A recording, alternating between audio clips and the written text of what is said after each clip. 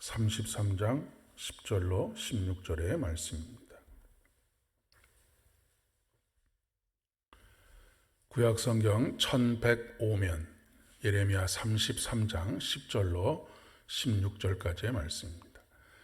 우리 함께 한 목소리로 봉독하도록 하겠습니다. 시작. 10절입니다. 여호와께서 이와 같이 말씀하시니라.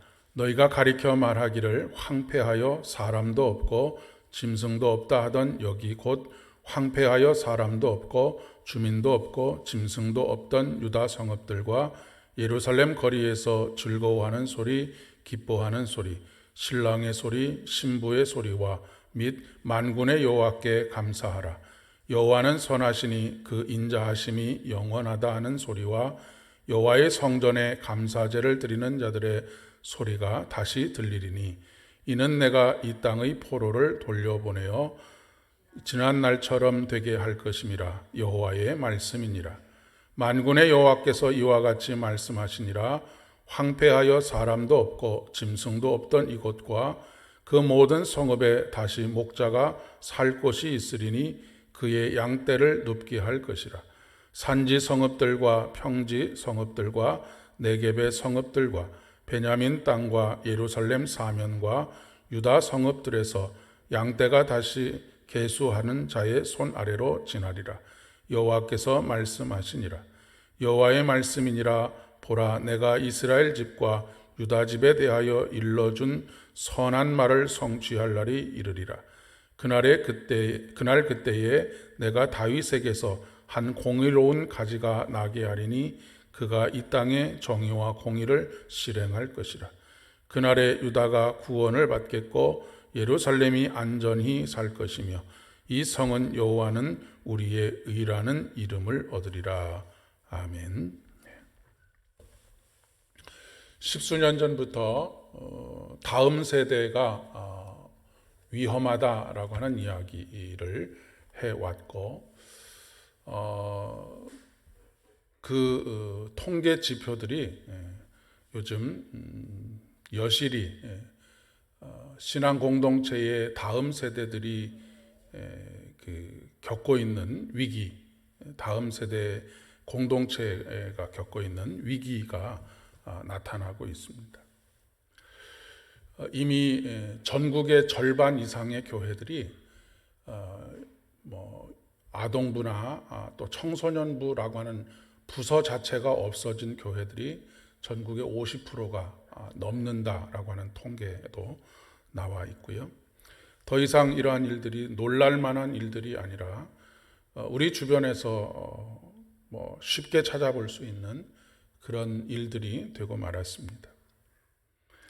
코로나19로 인해서 또 교회들이 점점 비어가고 있다라고 하는 이야기도 목회자들끼리 만나고 또 장로님들과 교회 지도자들과 함께 더불어 만나게 되면 요즘은 일상적으로 주고받는 그런 이야기가 되고 말았습니다. 교회에서 이런 방법 저런 방법을 취해서 다시 현장에서 예배하고 할 수 있도록 환경을 만들어가고 있음에도 불구하고 여전히 온라인에 머물기를 원하거나 아니면 아예 예배 자체를 포기하는 그런 사람들이 늘어나고 있는 그런 현실입니다. 예배당이 비어가고 있다라고 하는 것은 더 이상 우리에게 놀랄 만한 일이 되지 못하고 있고 이미 서구 사회가 그렇게 그런 우리보다 몇십 년 전부터 걸어가고 있는, 그리고 우리는 걸어가지 않아야 할 그 길을 걸어가고 있다라고 하는 이야기입니다. 예레미야 시대의 이스라엘도 그러하였습니다. 성전은 비어가고 사람들의 웃음소리는 더 이상 들려오지 않았습니다. 성전의 양문은 양이 드나드는 문인데 그 양문은 물론 여러 가지 이유로 양들이 오고 가지만 제사를 드리기 위해서 들어오는 양들도 더 이상 들어오지 않는 그런 일들이 벌어지게 되었습니다. 예루살렘 성전은 말 그대로 평화의 성전인데 짙은 어둠과 어두운 침묵만이 가득 채워져 있는 그런 도시가 되어가고 있었습니다. 사람들은 예루살렘 성을 보면서 오늘 말씀에 있는 그대로 황폐하여 사람도 없고 짐승도 없다라고 그렇게 말하는 것을 주저하지 않는 성읍이 되어가고 있고 성전이 되어가고 있었다는 이야기입니다.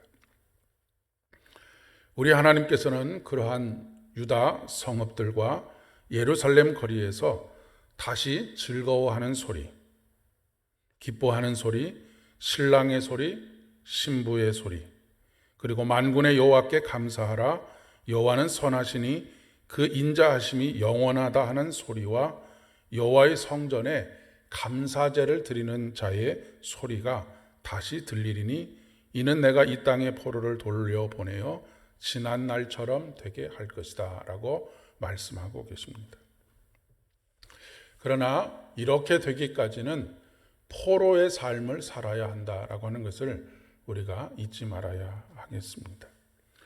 그 삶을 통해서 정금같이 단련된 후에 하나님께서 이스라엘 백성들을 돌아오게 하실 것이기 때문에 그렇습니다. 그렇기 때문에 조급하지 말아야 합니다. 하나님께서 충분하게 준비되어졌다라고 말씀하실 때까지 잠잠히 구원을 바라며 기다리는 것이 중요합니다. 어찌 보면 우리는 너무 쉽게 회복에 대해서 이야기하고 있는지도 모르겠습니다. 2021년도 우리 교단 총회의 주제가 주여 이제 회복하소서입니다. 우리 교회의 주제도 이와 동일하게 정했지만 아직 어떻게 보면 시작도 하지 않은 이제 막 시작된 고통의 시간들, 고통의 순간들을 너무 쉽게 뛰어넘으려고 하는 것은 아닌가라고 하는 그런 생각을 하게 됩니다. 이렇게 이 고통의 순간을 빨리 지나가기만을 바라게 되면 우리는 그것을 통해서 아무것도 얻지 못하고 또 다시 똑같은 실수와 실패를 반복할 수밖에 없게 될 것입니다. 그러나 무엇보다도 우리가 소망을 잃지 않는 것이 중요합니다. 다시 웃음소리와 기뻐하는 소리, 그리고 기뻐하는 소리를 약속하신 분이 하나님이시기 때문에 그렇습니다. 사람의 약속은 신뢰할 수가 없습니다. 지키려고 노력해도 지킬 수 없는 상황들이 오는 경우들이 다반사이기 때문에 그렇습니다. 그러나 우리 하나님은 그렇지 않습니다. 마음속에 날마다 기도하면서 다시 북적이는 공동체를 마음속에 상상해 봅니다.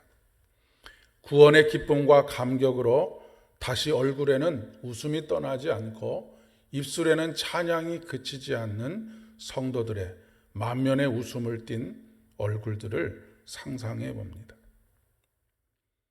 그리고 그런 날들을 오늘도 소망하며 기도합니다. 오늘 10절로부터 16절까지의 말씀에서 계속해서 반복하고 있는 말씀이 무엇이냐면 이는 여호와의 말씀이니라 라고 하는 말씀입니다.